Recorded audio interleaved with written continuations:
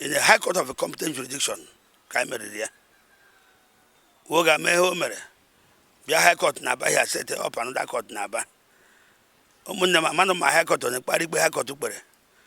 Abia State Canberra for the first time in my whole life in the history of Nigeria. So also in Abia State, High Court High Court to Bere, a competent High Court of a competent jurisdiction. High Court na big bari.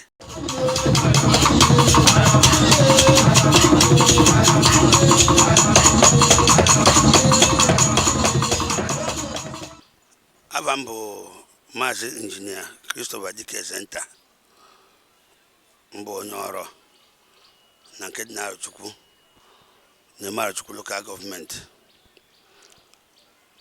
Na Ebere bata okwa maka okwu ebe kwara last week. We were here on Thursday last week. Now,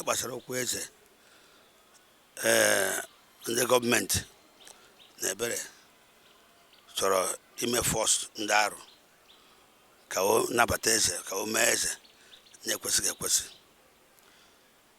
Always so kwancho kohanese mara that na on the 20th of October 2023. Karo mereze. Chireze wukwado nyemweze.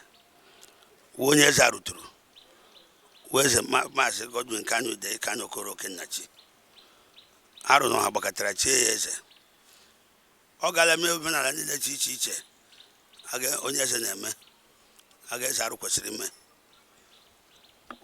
ya mebo omenala nila edupụta ya n'ogo amikparo aro nabata aro no nabata kele ya laule bido chiweze anoga government ke buru police buru army puchi oro niile anajo ongede onwe ni be na log aya maga no webere ikpu ebere okpu government zo maya bia na ro na wekpu ebere okpu duru ya go maya immediately ganye staff of office nye certificate no yo na we zaro o maro so dege na ha vu ni ke ne wa na avia na ke nwe Ebere abugezanye. Now they qualified HR in all ramification. On Nwamazi na charo. Na mebuhe imanya mamuha ebu black kenga acquire or join ancestors here. Then you will catch charo. Na now Maro say na obena lie madirani. Na madam me people mena lie. It is the way of our people. It is the way of our forefathers. I have made heritage from my forefathers. I get women a line when I land. I know I got a court. Mbaya upon a court. No, you make a you have meeting there. I was going over the meeting here. He went ahead. I was doing all those things. Court believe I saw for the first time when I put in a high court. Yes, I get a big governor. No. Asavo second way yasi agajege na nemre mi dinobula ile konsem ko aneme agbogeli gbande lawyer na Abia court mazad moha barisad moha oya lawyer obe mande minister of justice do lawyers na Ebere because I na government na egbenu because ebe minister of justice do lawyers na that means I na government na egbe mega here, I marry in a court. In the High Court of a competent jurisdiction, Kaimeria. Woga Meho Mere, Bia High Court Naba, has set up another court Naba.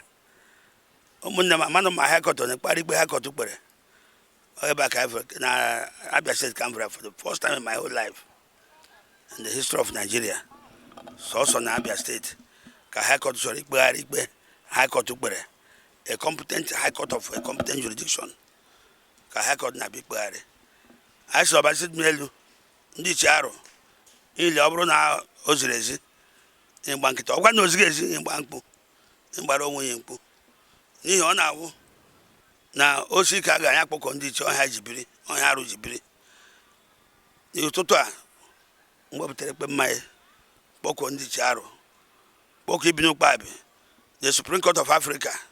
Oyo we kpacha agwu na oburu na ikpe ikpere na mmadụ kwesị m ekpegharị ya ya ga anyị ọkwa na mmadụ amakwa ekpegharị ya ga-esara anyị ọnụ anyị ọha bịara ebe a ndewo